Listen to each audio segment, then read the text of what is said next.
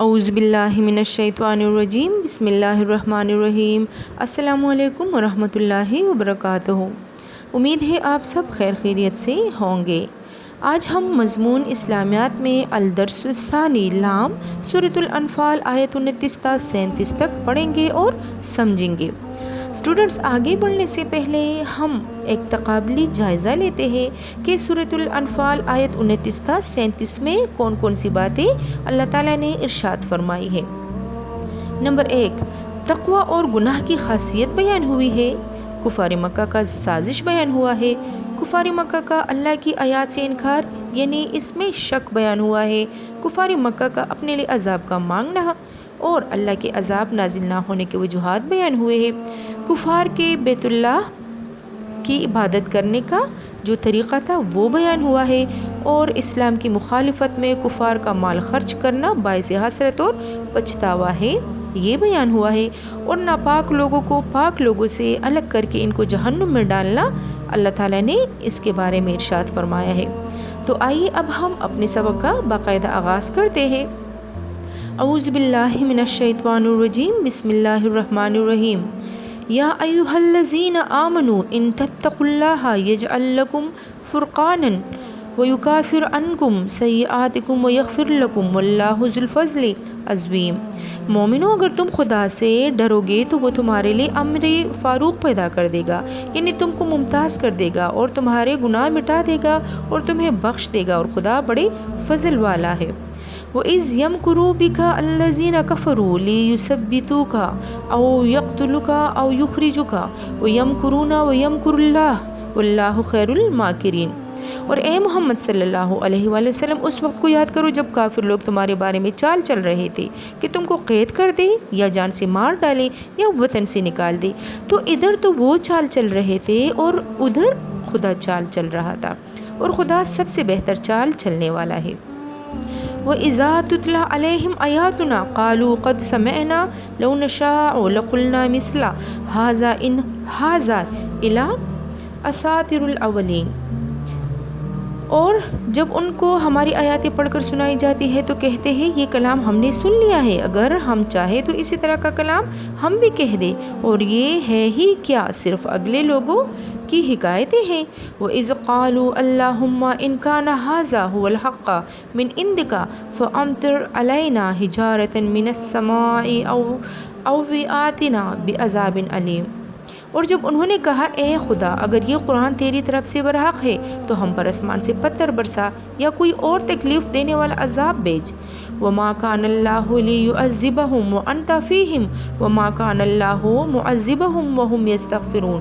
اور خدا ایسا نہ تھا کہ جب تک تم ان میں سے تھے انہیں عذاب دیتا، اور نہ ایسا تھا کہ وہ بخشش مانگے اور انہیں عذاب دے۔ وَمَا لَهُمْ أَلَّا يُعَذِّبَهُمْ اللَّهُ وَهُمْ يَصُدُّونَ عَنِ الْمَسْجِدِ الْحَرَامِ وَمَا كَانُوا أَوْلِيَاءَهُ إِنْ أَوْلِيَاءَهُ إِلَّا الْمُتَّقُونَ وَلَكِنَّ أَكْثَرَهُمْ لَا يَعْلَمُونَ۔ اور اب ان کے لیے کون سی وجہ ہے کہ وہ انہیں عذاب نہ دے، جبکہ وہ مسجد محرم میں نماز پڑھنے سے روکتے ہیں، اور وہ اس مسجد کے متولی بھی نہیں، اس کے متولی تو صرف پرہیزگار ہے، لیکن ان میں اکثر نہیں جانتے۔ وَمَا كَانَ صَلَاتُهُمْ عِندَ الْبَيْتِ إِلَّا مُكَاءً وَتَصْدِيَةً فَذُوقُوا الْعَذَابَ بِمَا كُنْتُمْ تَكْفُرُونَ۔ اور ان لوگوں کی نماز خانہ کعبہ کے پاس سیٹیاں اور تالیاں بجانے کے سوا اور کچھ نہ تھی، تو تم جو کفر کرتے تھے اب اس کے بدلے عذاب کا مزہ چکھو۔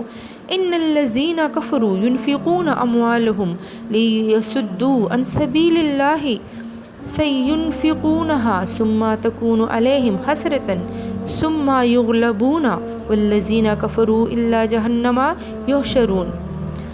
جو لوگ کافر ہیں اپنا مال خرچ کرتے ہیں کہ لوگوں کو خدا کے رستے سے روکے، سو ابھی اور خرچ کریں گے، مگر آخر وہ خرچ کرنا ان کے لیے موجب افسوس ہوگا اور وہ مغلوب ہو جائیں گے۔